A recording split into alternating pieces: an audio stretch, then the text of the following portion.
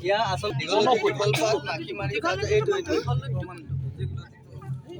দীঘলী দেখাই দিয়া এইটো দীঘলতি বুলি কয় দেই এটা অসমীয়া সমাজৰ বহু লোকে নাজানে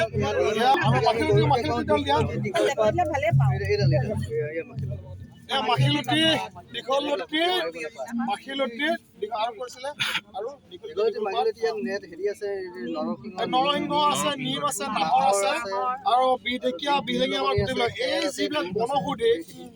ইয়াৰ যিটো আমি এতিয়া জুই জ্বলাই দিম ধোঁৱা হ'ব এই ধোঁৱাৰ পৰা বিভিন্ন ধৰণৰ কীট পতংগ এইবিলাক মানে গুচি আঁতৰি যাব আৰু আমাৰ যিটো মানে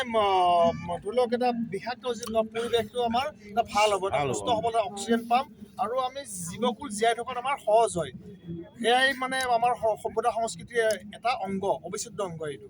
আজিৰ সমাজে বহুতে নাজানে আৰু যদি অকণমান ধূনা দি দিলে আৰু ভাল হয় তাৰ ধূনাটো সুগন্ধ আহিব নহয় সুগন্ধি এইটো হেৰি নহয় চব ধূনা ইয়াত জ্বলাই দিয়ক এটা উলুলি দিয়া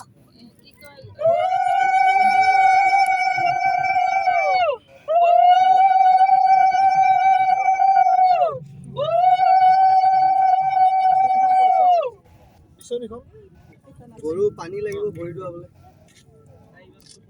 পানী গৰু ভৰি ধুৱাই বাহ দিব লাগিব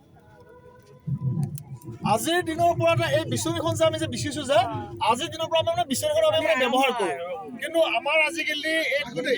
হেৰিত বহুত আগৰ পৰাই বিচনীখন ব্যৱহাৰ কিন্তু এইটো অশুভ লক্ষণ ফেন চলাই আজিৰ দিনৰ পৰাহে মানে বিচনী প্ৰয়োগ কৰিব লাগে এইটো মোৰ কথা নহয় আমাৰ সেই সত্য যুগৰ পৰা যি চলি আছে যিটো ধৰ্মীয় পৰম্পৰা ৰীতি নীতি আৰু তাৰে সেই অবিচ্ছেদ্য অংগ এই বিচনীখন বাকীখিনি তুমি বহলাই কৈ দিয়া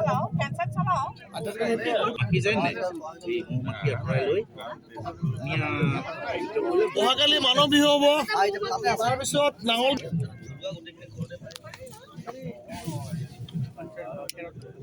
পানী পৰিলে ভিজিছে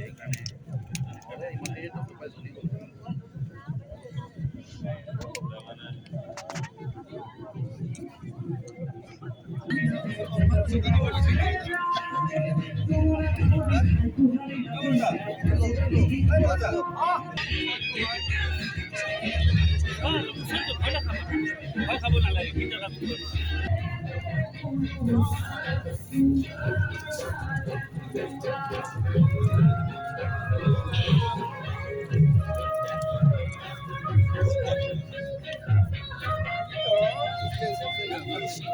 চাব